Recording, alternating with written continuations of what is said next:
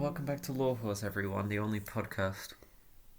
The only podcast. It's the only podcast. Um, I'm Joe. I'm Alau, and I have so many thoughts and feelings about Wednesday. What day is it? It is Wednesday, my dude. No, for real though, it's been a minute since we recorded, but also... The show sucks. I'm sad to say, Unfortunately, it does suck, in my opinion. Good. It's fun. It is fun to watch if you don't care. Unfortunately, Alau cares too much. I care too much. I watched everybody else watch it, and I knew that it was going to be bad, and I went into it with low expectations, and I was somehow still disappointed. Yeah, I mean, we were discussing this whilst we were going shopping earlier, but it's just the epitome of Netflix show, mass-produced Netflix show. It is, yeah. And it has some good, neat ideas and some more interesting perspectives. On the Addams Family. Yeah, I mean, the idea of Wednesday being part of a college age It's and being kind of fun. being It could have been so. Yeah. The thing about it is that it didn't suck completely. There was a lot of really good moments. It's just a shame that the moments of cohesion, the moments of nuance, the moments of genuine humor, and really sticking to the theme and the energy of what the Addams Family embody was so sparse. At times you'd have some really, really good moments, funny or chilling or evocative and emotive in a way. And then it would be completely undermined by wooden acting or some silly little punchline or just absolute complete tone and scene shifts that made no sense and was so off-putting. It definitely didn't know what it wanted to be. No. I'm thinking people came in with a concept and they thought we can monetize this while also repping our brand to the Gen Z. And then it spiraled rapidly out of control because there were way too many cooks in the kitchen. Yeah, I can definitely see that. I feel as well, there was just kind of not a whole lot of thought put into the story as a whole. Oh, absolutely not. Because the gist of it is that Wednesday, who is at a regular school, she's I want to say... No, she's 15, isn't she? She's 15 and then... No, I think she has to be 16 or 17. No, because she has her birthday. She has a birthday and she goes from 15 to 16. Well, that's odd because her brother's in high school with her. Yeah. And he's rapidly younger than her. I guess it doesn't matter for discontinuity, but of course not. But also it is also American school systems, Which start at 15. American high school usually starts at 15. Does it? Pretty sure. 15, 16, 17, Maybe 18. she was 14 then. That doesn't make any sense. I can't remember. Anyway, I thought she was the point is that everything's ambiguous until it isn't, and then once it's not ambiguous anymore... See, I don't think about these kind of details, but Alav does. So I'm just oh, they're both at school. That makes sense. Well, I'm no, it don't. Anyway, Pugsley gets bullied by some bullies. Which, for a start, is insane. He is an Addams.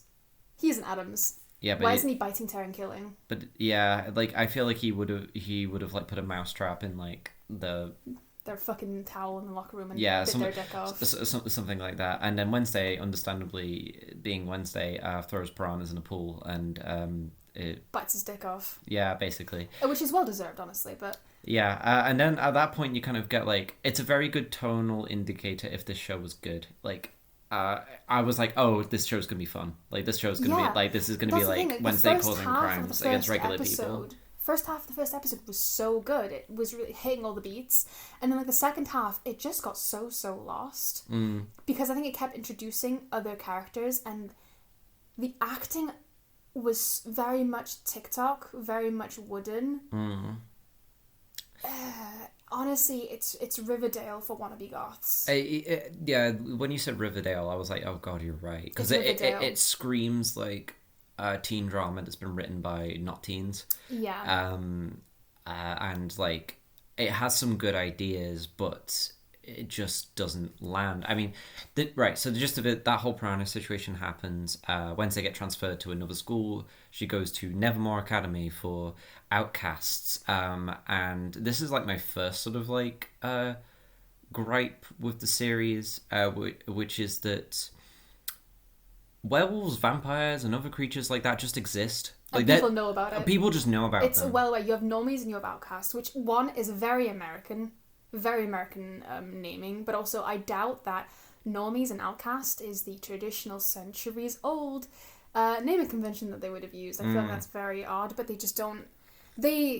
For a show that uses history and uses like the past and tries to build up a history and like a narrative behind what happens, it doesn't actually do that particularly well, I'll say. No, it also like the way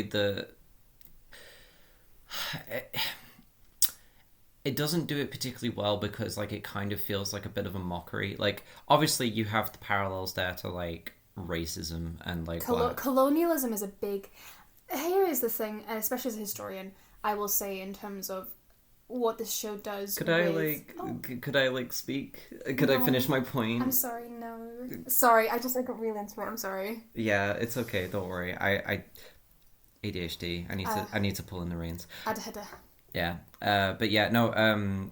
Yeah, it doesn't do it particularly well, and also like it draws parallels. I mean, on our robots episode, we talked about using different species and creatures as like ways to convey images of prejudice without actually having to deal with like that really heavy topic. And it does that, and you know it's trying to do that, but it just feels like such a piss take of the topic. Yeah. Because the gist of it is, the main plot is that someone's collecting body parts to resurrect an old racist colonialist pilgrim guy, and he's just like, he gets resurrected and he's the final villain, and he's a wizard, which seems a bit counterintuitive considering that he burnt a building full of people who were like seen as like witches and what have you. He was anti-magic, high Christian. I'm sending you all back to hell where you belong. You are dirtying the earth that you're on. Kill children. And then he came back and he had a cool wizard staff. He had a cool wizard staff and he went, wah, and he did a wizard fight. And he did a wizard fight with his magic glowing staff. It just doesn't make any sense. Yeah, that was my point I wanted to get across. Please do continue. You're so right, I'm so sorry. It's okay, don't worry. It just doesn't make any sense. And there's so many things about it that doesn't make sense that I can't wrap my head around it. One of the things that they do is I've got 3 points here, which is the outreach day, the flashback, and then the whole stalker plotline, her mum's stalker plotline. So you have outreach day, which actually I'll start with the flashback. There's a point.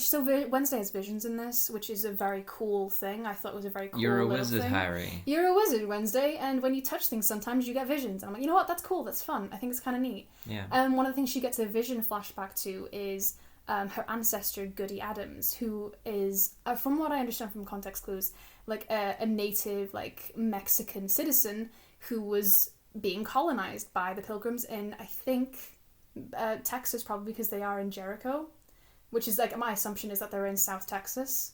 I thought she was blonde. She was blonde, but also she had the accent as well, and so was her mother had that hair. Was it like the kind of like, you're like a witch creature, so you have like white hair kind of thing? Like, I'm not sure. They just picked a blonde wig because Wednesday was playing her as well, so like they might have wanted to differentiate the actress. Okay, the characters. Anyway, I really didn't think about the fact that she was blonde, I guess.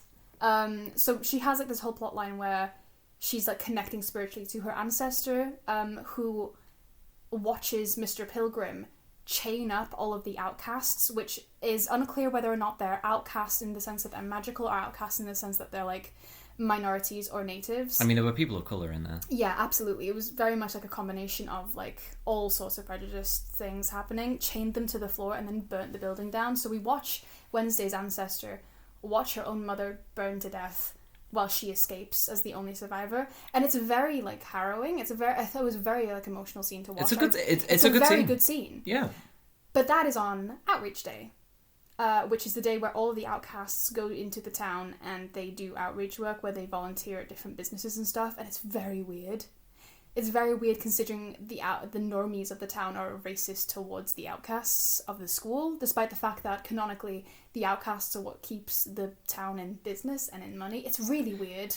It's really weird. It feels like the problem itself isn't with that idea as a storyline. It's just the fact that they have that and they do the Harry Potter thing where they just don't fix it. It's like the elves in Harry Potter, and like the fact that they just have a society of slavery, and that's just not fixed. That just happens. Harry's on, yeah. Harry's like, oh, my good friend, the slave. He was my favorite friend who was Sad a slave. that he died. Sad Guess I don't have to think about it anymore. Yeah. So they have Outreach Day, which is already weird. But what really freaked me out is the fact that it's daylight, it's sunny, it's bright. They get there at 10 a.m. and they do their work. And then Wednesday finds out about the old town hall where the burning happened. The weather has a mind of its own. The weather has a mind of its own. Yeah. So at lunchtime, she goes to the forest. It is somehow twilight. She has her vision. She wakes up in the rain. It is pouring rain hard enough to erase the footsteps in the mud. And then she walks back to Cat Town by 2 p.m. and it is back to perfect sunny weather and everybody's dry, including Wednesday, who was just in the muddy rain. And it was so baffling, it was so bizarre, especially to go from that really like sort of quite touching scene of this building full of people being burned alive to Wednesday like setting a statue on fire and playing the cello and having a lot of fun. It was odd. The tone shift was insane and it was so uncomfortable. Yeah, I feel like, again, this is why I call it like peak like Netflix show, because like it borders between like gritty murder mystery, teen romance, and slapstick. It can't make its mind up. Yeah, and whilst I do really like each of those scenes like on their own, they don't mesh. They don't blend all that well. Mm-hmm. There's also just strange things like I mean, I'm very much of the opinion that if you're using a license that has its characters established, you are free to interpret those characters how you wish. But they clearly weren't, because the Addams Family were just the same for the most part. They were, but then they weren't. They kept like adding and taking away morals from them. It was very, very... It was like a pick and choose sort of thing that seemed relevant to the plot, because like...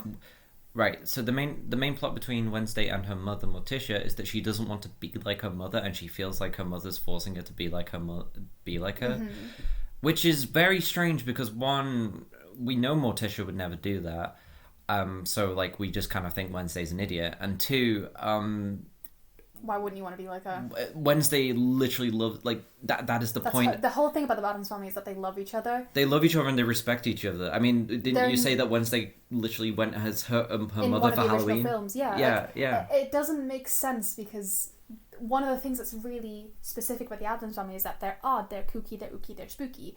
And one of the reasons that they're odd is because they all love each other and they all respect each other and they all like each other, which is very much not like, your typical nuclear family where it's sort of normalized in culture for families to hate each other. They're not like that. That's one of the things that makes them weird. They encourage each other. They are interested in people's interests. Like, obviously they still have like the sort of thing of like, Wednesday is like decapitating dolls, but she has a hobby. They all have like hobbies and art and things that they do. And they all support each other, but that just doesn't happen here. It's like they're trying to relate to the teens way too much. Gomez is the lovey-dovey one. Morticia is the kind of cold one. And I think Morticia is the least developed out of all the characters, despite the fact that it's her like sort of main plot line for a movie. They didn't do much with her. Morticia and Gomez went to Nevermore before when they were kids. Yeah. And there's like this big thing of like, did Gomez like kill a guy? And why are they worried about that? Literally, why the fuck are they worried about that? Two, you find out that Morticia did it. Gomez covered up for her, which is a very Gomez thing to do, I will admit. But also, this guy was like straight up like stalking. Well, he was stalking and he was going to kill the school. He was going to poison, like... The entire school, yeah, Yeah, that's the whole... he was going to, like, poison the punch bowl to, like, kill them all. And, like, it was racially motivated. I'm saying racially motivated instead of outcast motivated because that's the point, you know? Yeah. Like... But, like, it's odd because Wednesday says on multiple occasions, I knew my father could not have been the murderer. He just doesn't have it in him to commit murder. And then Yes, he fucking does. Yes, he does. He's an Adams. He's the one that teaches her how to fence and like do everything. And it's baffling because maybe if they kept the consistency of having like certain morals throughout the show, it would be fine. But episode 1, Wednesday says, I can't let anybody find out that I have attempted murder on my rap sheet because it would be embarrassing because they would then know that I failed to finish the job. Yeah, parallels like, with like the whole Gomez. Like my father could never do that. And also, when she was 13, her uncle got her a cadaver to experiment with. Yeah, where did he get that from? Where the fuck did he get that from? Like, it's very clear that there were a lot of different scenes written by a lot of different people, and that they were all acted out of order and then spliced together to make something incoherent. Oh yeah, no, completely. I mean, the moral code of it is like very strange because it's like I feel like the vibe that they were trying to go for is that the Addams family are good people because they are, but they're weird and like, you know, ooky and all that.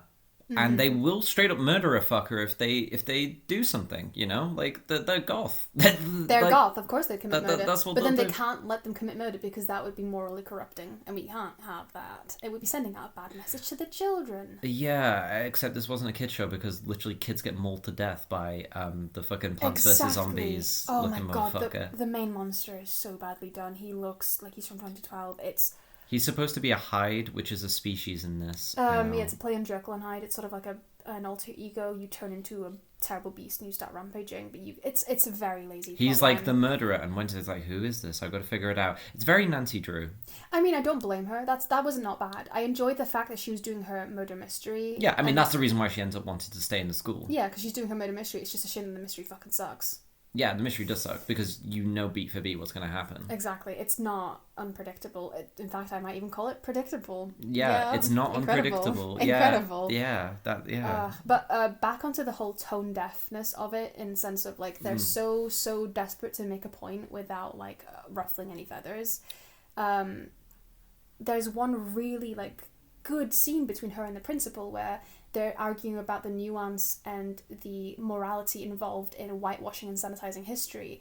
A Wednesday says, this is wrong, we should expose the past, we should not celebrate a colonialist and a murderer. Yeah. Where the headmistress is like, while I understand where you're coming from, I have the entire school to think about and I have to keep peace with the town because that is my responsibility as a caretaker. I can't ruffle feathers because of my position and then what I have to, my responsibilities. And it's a very good and nuanced scene between these two which have been butting heads the entire series, and then nothing. Yep. And nothing comes from it. Yeah, here's a series that is a Netflix series that does this a lot better. Snowpiercer. Have you seen Snowpiercer? Is that the train? Yeah, the train. Yeah. One of the main antagonists you see in the movie, you kind of get to more of her perspective, and you realize she's just doing her best to keep like the train functioning, because there is a class divide. There is like, there is like prejudice, and there is abuse to people. There's corporal punishment. But she's doing it because she knows that the gist is the train is set out into classes, right? Yeah. Front to back. And then I remember the description you gave me. Yeah, and like they can't let they call them the tailies. They can't let any of the tailies like come towards the upper classes because the upper classes would hate them and there would be civil unrest and you basically just have problems all across the train right now. Whereas you keep a few of the upper class people content and happy, and they won't kick up a fuss. Yeah. Whereas you have a more more people who are willing to work and stuff like that, and won't kick up a fuss because they'll be happy to be fed. That works better for the train economy because, funnily enough, you need the tailies to keep the train working. Yep. Well, it's the classic story of any sort of abuse of the working class, isn't it? Yeah, exactly. And it's not, and the show doesn't display it as like this is how society should work because the tailies are clearly suffering and you clearly sympathize with them. But what it's showing is that this is her best solution at this time because she is the one person running on this train. Yeah. And she is the one person that, like, I don't know if I told you this, but the main person who came up with this idea, big entrepreneur, whatever the fuck, billionaire guy. She left him by the side of the rails, and she has to pretend that he exists. That's quite funny, actually. And like, but it's her running the train. Spoilers for Snowpiercer. Good series, to be honest. A bit too much sex. It is. It is a bit like it's a Netflix show. Yeah, it does have that Netflix sort of tinge to it, but it's still good. It's still good. But yeah, in terms of like, again, more of the nuance and like the fact that they say things, but then like they just it never is so hollow. Yeah. Obviously the plot point where Morticia had that stalker, which Herm Gomez like covered up the murder of, and that she has an argument with the mayor, who is also the ex-chief of police and who is also the owner of Pilgrim World, which is the Pilgrim themed.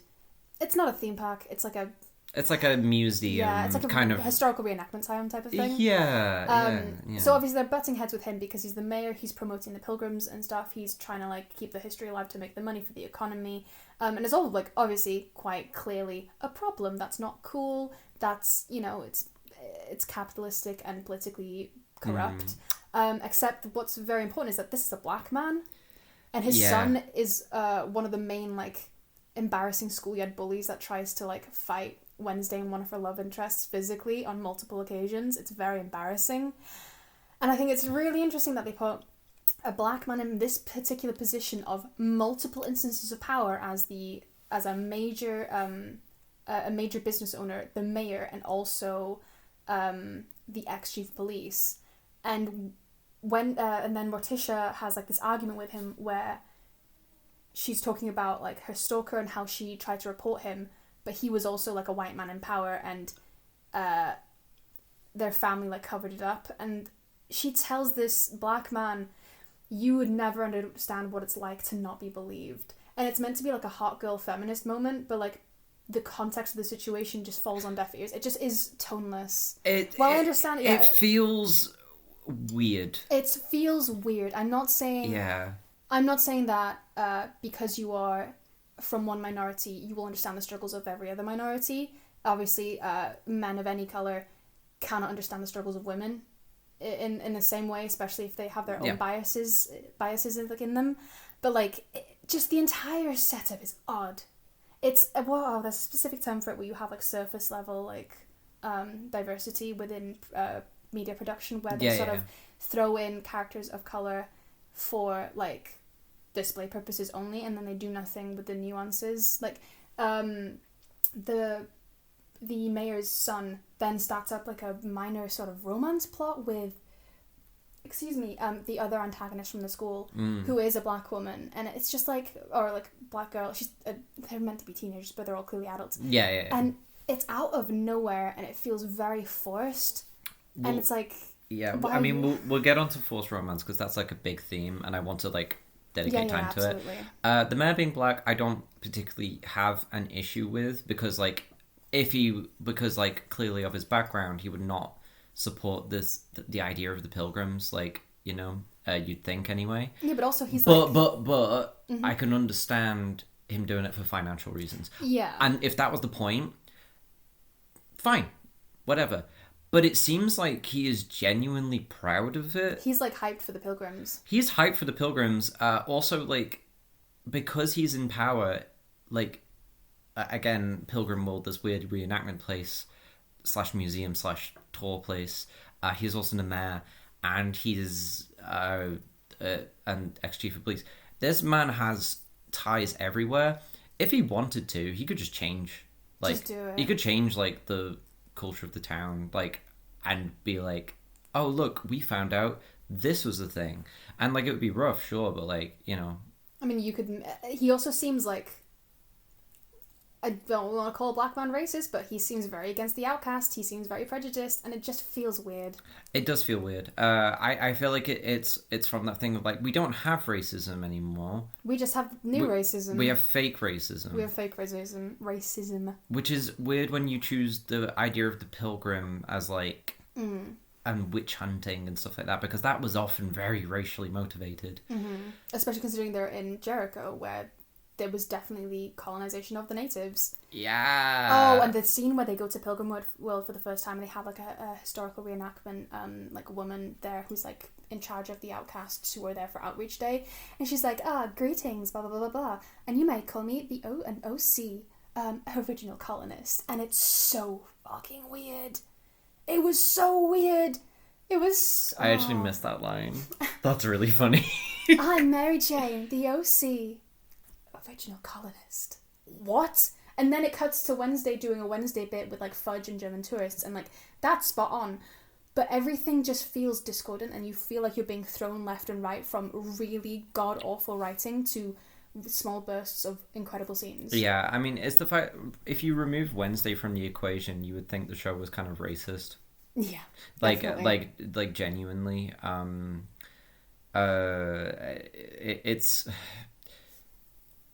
It feels tacked on whenever Wednesday says something that's like, don't do this, because it's like it feels like the producers are like Oh my God, are yeah. basically going, we need a scene of Wednesday saying that the show isn't racist. The amount of times I was like, oh, okay, I'll check this particular scene off as Netflix execs handed the writing directors a list of buzzwords that they had to include. The amount of times like they throw out, why you can't whitewash this thing, or you've been gaslighting me, like things like that. And it's like They use a lot of Gen Z sort of like, but also they don't. It's still like I feel like the youngest person they had on writing staff was Yeah. maybe a millennial. yeah, and like I'm here to say like the show isn't racist. It's just very bad at like its story. Having a nuanced discussion about serious topics as well. Yeah, well, yeah, it's just bad at doing that. Like, I mean, from my perspective as a white person, it's not racist, but I can definitely see how people would be upset about it. yeah, it's definitely a piss take of dealing with those kind of issues. Like, I mean, I feel like I'm repeating myself there, but yeah, it's like, oh, It's it doesn't know where hollow, it's halfway in. Like, it's put one foot in the water and it's just not moving. It's It's hollow and performative. Yep, it's hollow. Yeah, that's that. Very good summary. Very good summary of that. You want to know what else is hollow and performative? The fucking romance. Oh my god. They clearly had no idea what else to do with Wednesday, so they gave her a love triangle, which is obviously the next thing you think of when you that think was of. required by Netflix as well. They made them put that in. Yeah. That was sickening. It was just With two white boys who look the same. honestly, the only difference I could tell between them was like the fact that one had a ponytail, and sometimes they had like different uniforms on, so that was helpful. Yeah. And then there was like the guy with the beanie. I will say this: they forced her roommate to have like this absolutely bland, like romance with a Gorgon guy, like the guy with the beanie. His name is fucking Ajax. His name is Ajax, which I'm pretty sure is a fucking dish soap. Yeah. Named him after the Deadpool villain. God damn. So they forced her roommate to have this like absolutely toneless, sopping wet like relationship with him, specifically because otherwise it would be way too apparent that they're girlfriends. Like Yeah, this leads on to like kind of like one of my pet peeves when it comes to it's particularly Netflix shows, but like any sort of media where like they implant a clear and this is so strange because they have good chemistry. Enid and Wednesday have really fucking good chemistry. At the very least, are very good friends. They have better chemistry out with each other out of everyone of the whole cast. honestly, yeah. Wednesday's romance that she also willingly gets involved in has nothing at all. She asks for a favor from this guy to get out of town because she's planning on leaving it And at he gets first. so attached. And then he's like, "Oh, you're giving me signals." She is there, and I'm saying this. Autistically staring at him. She's autistically staring at him, blank face the entire time. The first half of the series, there's nothing there, and he's like, "You're giving me signals," and she's like, "I'm leaving." I found that there were a handful of scenes that were kind of sweet. The whole like setting up to watch like Legally Blonde as like a horror film and stuff. I thought that was quite sweet. Yeah, But that was it. That was it the didn't one deserve scene. to. It didn't deserve to be his didn't scene. deserve It to deserved be to be there. Enid's scene. Yeah. And like this. Sorry, just finishing my first Go, go, point. It's so frustrating when they deliberately put a character in which they know people are going to ship because they know about shipping. They do. They know about that kind of stuff, and they always include a little fruity person, and they always include like a little sort of like, oh, here's like a really actual good characterization of someone who Wednesday likes. And the complete opposites, and it's like it's a cute ship dynamic because what like They know Enid what is they're like very doing. pastel and what have you, and Enid is and Wednesday is obviously Wednesday, and they put them there because they know that people will ship them, and they don't need to do anything else with They them. don't. I mean, Netflix were even like promoting like a lot of pics and stuff of them with like the duality, with like imagery and like the symbolism, and like they know exactly what they're doing. But Enid and Wednesday, Enid is the first person to really put her foot down and set down boundaries in terms of, hey, I know you have your whole thing going on, but you're upsetting me and you're crossing my boundaries, so I'm going to take a break. She is the one that sets her own boundaries for Wednesday, and Wednesday is she's the first person that Wednesday chooses to respect boundaries in return, if that makes sense. Yeah. To make accommodations, to adjust her life to better fit her friend in it. Yeah. That was one of my more favorite parts of the show. I really like that. Yeah, like Wednesday's an asshole. Like Yeah, she's absolutely. a prick. Like again, she's an Adams and what have you, and she's morally like a good person for the most part. But she's abrasive. She's annoying. She's rude. She's inconsiderate. Yeah. So Enid actually going to her and saying like, "You've upset me," and then Wednesday kind of goes like, "I'm sorry," in like her own way. Like They slowly get to like a resolution of it. It's massive. It's good characterization It for really Wednesday is. without actually changing her for being Wednesday. Exactly. You know. Oh, also the fact that they make I'm not even going to say thinly veiled. It's not veiled at all. Wednesday's roommate is a werewolf, and she hasn't. Oh, almost spilled my tea. Yeah. Wednesday's roommate is a werewolf, and she can't like transform. Yeah. She can't wolf out. All she can do is like click her claws. And her parents come for Parents' Day. And her mum is like, we want to send you to conversion therapy. 7 weeks Like in the werewolf Balkans. conversion camps. And it's like, what? It's like- You're not even trying to be subtle anymore. Yeah, it was like What the fuck? It was like she was like, "Have you wolfed out yet?" And she's like, "No, I haven't." And then they're like, "There's something wrong with you because you're not wolfing out." And I'm like, It's fucking hilarious.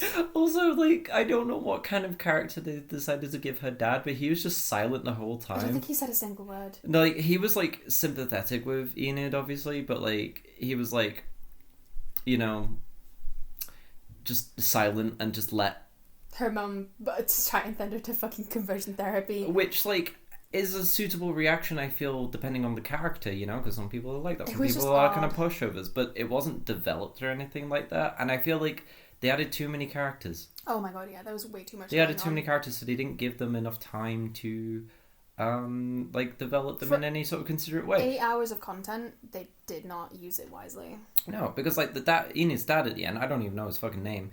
He basically at the end of it, it's like, damn, you just let your daughter be treated Like by your shit. homophobic mum. Yeah, Absolute fucking shit. yeah.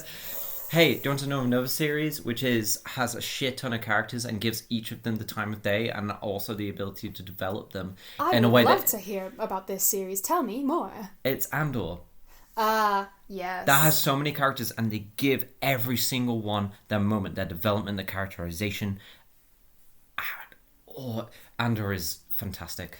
I want to watch the Star Wars just so that I can watch Andor. We're now. watching it We tonight. are- We're watching we Star Wars are tonight. Watching Star Wars tonight for my first time ever. I'm gonna watch the Star Wars. I want to see that wet boy farmer walk into the desert. World War II in space. World War II in space. I want to see it happen. It's not good, but it's enjoyable. I'm really excited. Yeah. I'm really excited. I think I've mentioned this on the podcast before, especially the first like pilot episode we did. I've never seen any Star Wars media except I think maybe a clip of the second one of the second film of the new series. Whichever one had what the fuck is Big his name? Tits Luke McGee. No, Luke Skywalker, is that him? He's the guy? Oh. Where he's old and he's like the sacred texts. Oh yeah. I think I've seen that, but I didn't take any of it in. Yeah, that movie sucked. It had some fun moments, but it I sucked. liked when he walked onto the battlefield and everybody tried to explode him, but he was like, "Hat can't explode me," and then he sat down. I thought that was neat. And then I think he evaporated. Yeah, I there is lore me. behind that, but like, yeah, I that. wish I could do that. I'd just walk into like an exam Just hall, disappear. sit down, and then evaporate. I'd do Yeah. it all the time. Yeah. Oh god, that was actually one of my favorite parts about the movie because like that, I thought that I mean, there weren't characterization much to of pick Luke on. was like really good. There wasn't much to pick from, I don't think. Yeah, I no. remember. Anyway, what tea are we drinking today? I've drunk it. It's Fine. strawberry and cucumber It or is something strawberry like and that. cucumber. This is one of my favourite. Me and my Theo, who was on the podcast, I want to say, maybe last episode. He was on the podcast at one point. It was the last episode. Yeah, last episode. The one that I've edited, and you need to still draw the image. I need to make an image. We get this one a lot because it's really yummy. If you ever want a tea recommendation that you can just get from the shop, the Twinings strawberry cucumber, very good, very nice. It's yummy. It's sweet. I enjoy it. Is it Twinings? It might be. I thought it was Twinnings. Twinings? I thought it was Twinings. I think that's how the adverts say it. You looking for your phone so you can Google it? No, I'm looking for the label. I've got a label. Yeah, it's on one N. It's Twinings. Huh. Haha, twinning. Bitch, we twinning. Well, Twinings glow. Also, I think they say Twinings in the adverts. well, I've never watched an advert in my life. God damn, I wish I could be you.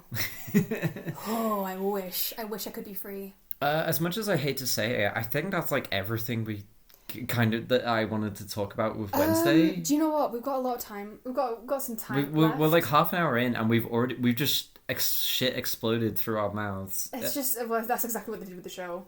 I like Gomez. I'm just gonna give some like random thoughts. I like Gomez. I thought he was sweet. He was very Gomez. I liked Thing as well. The way they did Thing was very fun. I liked that he was all stitched up, and I like that he had more personality than some of like the major characters. Honestly, yeah, they did. He's best friends with Enid. Thing was the best character.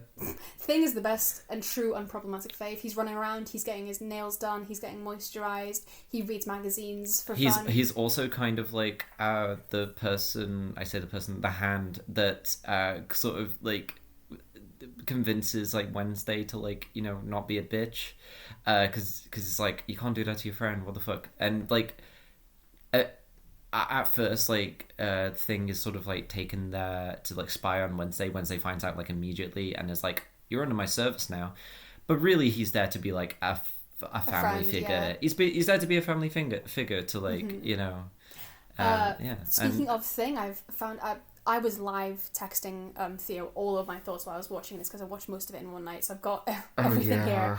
One thing that I thought was crazy, and just completely out of character all around, Mr. Barista. Oh, who by the way is the monster? Spoilers. Oh yeah, he's the killer. He's the killer, and he's a massive bitch. He is such a bitch. Like you're gonna talk about his shitty dad as well. His dad is also the chief of police, and they have a weird relationship because his mum died. It's very sloppy. Not developed. Very sloppy. But she asks Mr. Ponytail, which is the other love interest, to go to the dance with her specifically because she got caught sneaking into his art room, and he kind of pressures her into it. And she's like, "He's my major suspect right now. If I ask him to the dance, I can keep an eye on him and see if he's suspicious. Reasonable." Decision. And then she's like, okay, I need to go to this cave tonight. It's my only chance. I'm just going to go do it. And he's like, he gets jealous with her for about something. It was very stupid. And she's like, oh, right, we're going tonight. Cancelling. Bye. So she fucks off. And then she's getting kitted up to go out to the woods at night with her friend from the beat club. I love him. I think he's neat. This little guy. I can't stand him. I think he's the kind of... He's Minetta. Oh, no. He wasn't creepy or sexual. He's just a little guy. No, he was. Was he? I mean, he was like, girls. I don't talk to girls, I talk to bees. I don't think he talks to anybody. I think he just talks to bees, and his mum was lesbians. Yeah, his mum was lesbians, which made me wonder why the fuck he's like that, but like, you know. Yeah, anyway, do continue. I thought he was a little guy. So they're going to go out exploring into the caves, and then Thing, out of fucking nowhere, writes a really cutesy romantic note to Mr. Barista, saying, I really like you and I would like for you to come to the dance with me. So he shows up at her door and she's like, what? And he's like, you wrote me a note asking me to come to the dance. And then instead of just closing the door on him and then going out into the woods like she planned, because that's her plan for the night, which an autistic person would never change their plans. I'll tell you that much for now. I will tell you that much for free. Yeah. She turns to Thing and she's like, what the fuck is wrong with you? And then Thing pulls out a big gown and she's like, well, I guess I'm going to the dance now. So she puts on the dress and goes with him. And it's the most whack out of character moment in the entire fucking series, I would say. Yeah, I did not know that was how it played out. I was zoning in and out of the show because I was just bored a lot of the time. Well, that's what happens, and it's absolutely deranged. Like, it does lead to the dancing scene, which, well, one, apparently she had COVID at the time and they still made her do it. Oh yeah, she rehearsed for like two days. She pulled 2 all-nighters to do it. She pulled 2 all-nighters, but also she had COVID and they made her do it in a room full of people unmasked. Yeah. Which is insane. But it was like the dancing scene, like I would recommend YouTubing that and watching all of it because it is incredible. I thought she was amazing. I had so much fun watching that. But it was very clear that they just wanted to get her at the prom and like having fun and doing a dance and because it was fun and funky. But they just made it happen in a way that was so just whack and unrealistic. She would have just gone, Enid, my boyfriend like dropped me for the party Wednesday. Okay, let's just go as friends then. Wednesday, come with me as a friend, I need a moral support. Okay, then you could have done it. You didn't need to bring the whole fucking weird freak fucking... Oh! It was just absolutely insane. There are better shows. There are better Al, I was looking through shows. their notes in a moment. Oh yeah. Oh my god, girly, nobody's doing it like you. Nobody's serving that much cunt on a dance floor. She's incredible. Monster Mash Woo, autism. That's my texts, and it was good. Women only. All of the men in this show are garbage. Honestly, if they got rid of every single man in the show, It wouldn't have changed the plot. it would not have changed the plot. Even the murder mystery. No, even the murder mystery, I bet.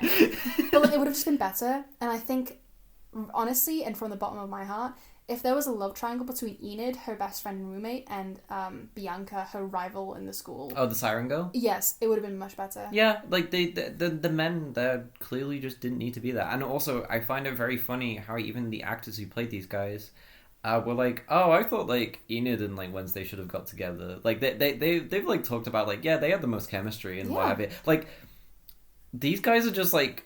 It's common sense. Yeah, it's common sense, and they're also just like the good actors because and good like story creators because they're like, yeah, I think this would be like my headcanon for it because it makes fucking sense. Like, if they wanted to do a romance with like the roommate sort of situation, have Wednesday and one of the guys be there maybe, but they can't have that because they can't have 2 guys, a guy and Wednesday in the same room because gender. No. Just But no. make them neighbours or something, or have a shared kitchen. I don't know, make it up. There's vampires. Like, just do whatever the fuck you want. And also Enid does wolf out at the end.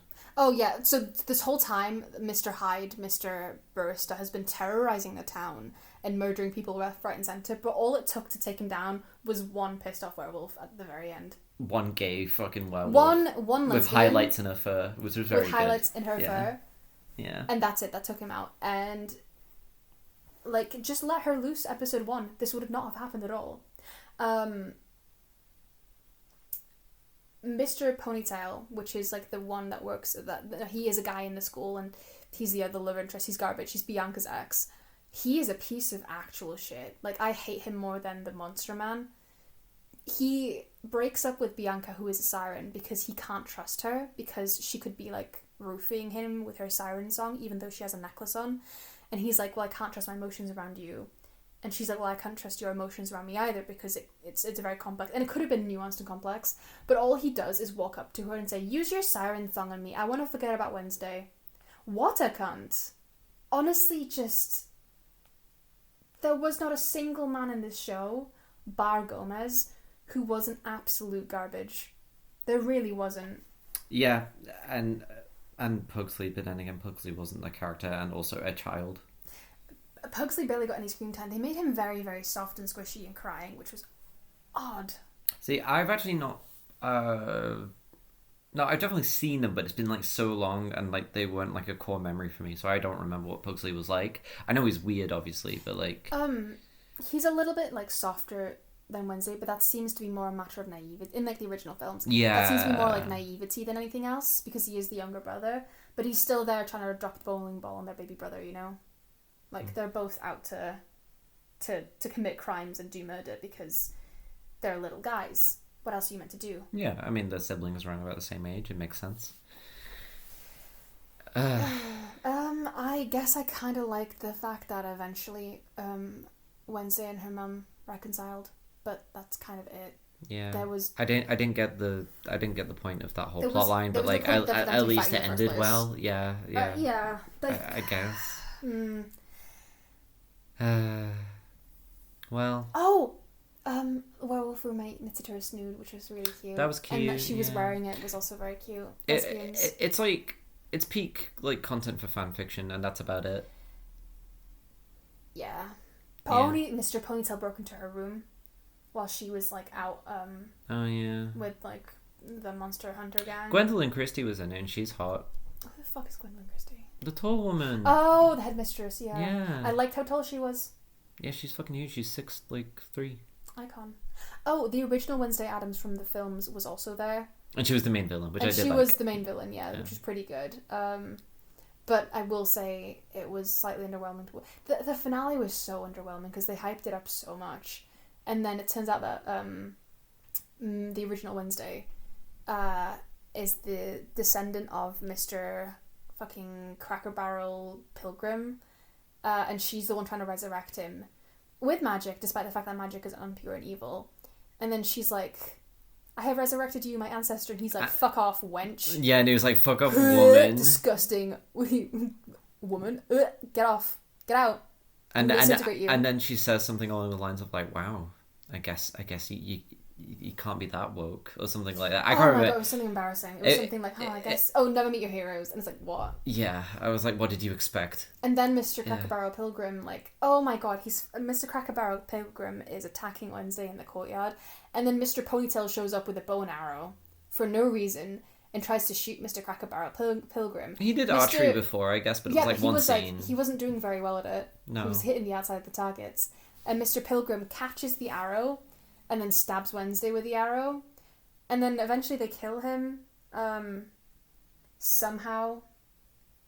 I don't know how they killed him. I can't remember. It was very bland. But he dies. And then the original Wednesday Addams shows up and she's like, okay, maybe my plan failed, but I've got a gun, so I'm going to shoot you with my gun now. And then B-Boy shows up. He doesn't even show up. It's Deus Ex Bees, and there's just a bunch of bees, and she's taken down by the bees, and then she tries to shoot the bees with her gun. And then I guess she dies. I don't remember. I can't remember what the fuck happened to her. It was so bland, confusing, and also boring. Yeah, like that I don't remember what exactly happened to it. The whole finale and like final fight was like maybe 5 minutes. Yeah, that's exactly what it was. The bit where Edith was fighting the Hyde in the woods was more tense than the actual finale between... and even then, that lasted like about 5 minutes as well. And then like his dad found him naked, and he was like, "Oh, my son." And then I did like the fact that he was naked in the woods, and like you could see he was like sort of on his... I don't want to say this, but he was kind of submissive and braidable. He was just like on his side in the woods, naked, kind of just barely covered up by some foliage. And then Edith, like, obviously had finished transforming, and they didn't show any of her body, just her like bare arm, which I thought was nice. It was a nice flip that they didn't try and like show her off naked in the woods as opposed to him. I mean, that makes sense. Yeah, it would be kind of uncomfortable. I mean, you could argue that like, you know, you shouldn't be showing like characters who are supposed to be like 15, like off that are like naked, I guess, but yeah. I doubt that was their intention. Yeah, no, completely. I mean, it's just to show that he was like injured. It wasn't like sexual in any way. But no. But you know, whatever. I'm very hungry. Yeah. I'm very hungry. I'm going to make pasta, and I want to make it now. Unless you have any extra thoughts. I just don't understand why the pilgrim had a magic wand. I don't understand how that happened. Also, I didn't really like his actor or his acting. It was... yeah, everything about this was just kind of messy. It sure was a show that we watched. If I had to describe this show as a food, I would say that I poured some water and a slice of white bread into a blender and maybe one chili flake and blended it up, and then I was tied down to a chair and then I drank it. Someone made me drink it. I wouldn't say the show's that bad. It was bland and watery, and then there was one chili flake in it. I was gonna say like it gives me like school dinner. Don't insult school dinners like that. No, I mean like the school dinners that you know about, like fish and chips school dinner, like the We shitty, never had fish and chips. the at ones school that dinner. like was too good like for us. the ones you could like snap into because it was so rigid. I'm thinking about when you got a slice of pizza that was like the width of your finger, but like the cheese just fell off of the rest of the thing. It just detached from the main body. Just kind of like bad. It was very meh. It was very meh. It was just... Don't... You know what? My recommendation? Don't watch it. Find a YouTube comp of like Wednesday best episode moments. You know what? moments. Yeah, and that's it. You don't need anything else. that is a very Get good, on TikTok if you have to. Get on Instagram. The gays are going ham on the artwork. It's quite good. Yeah. Like honestly, yeah, that's been the most enjoyable part about Wednesday. Is just like the artwork and like. I've seen some incredible pieces of art. Like literally, go onto any like video centric social media. Go on YouTube. Go on Instagram. Go on TikTok, and just watch clips and compilations because that is all you need.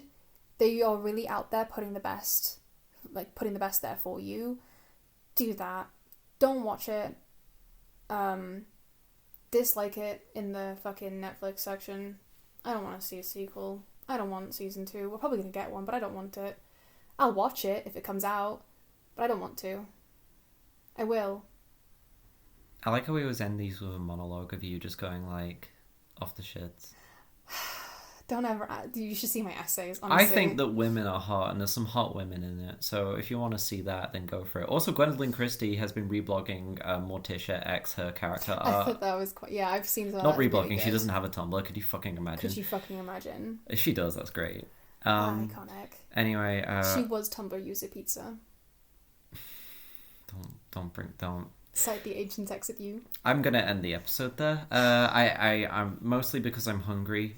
And mostly because I think we've talked about everything. There is nothing more to eat from the bones of the corpse of this thing. Like, it's just... We picked it dry. It was just lacking in substance all around, wasn't it? We're going to go watch a good movie now called Star Wars. I like that she played the cello. I liked that, at least. She had to practice playing the cello as well.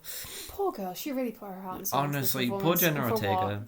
She's going to be in a new Scream movie that's just been teased. Yeah. Or something like that. I guess to close, sadly, it is still Wednesday, my dudes. For now. Well, thank you for listening. And next time we will... Shit. Wait. We will shit? We will shit. Hey, if you got a shit, then shit. But if you don't, don't. Bye. Bye.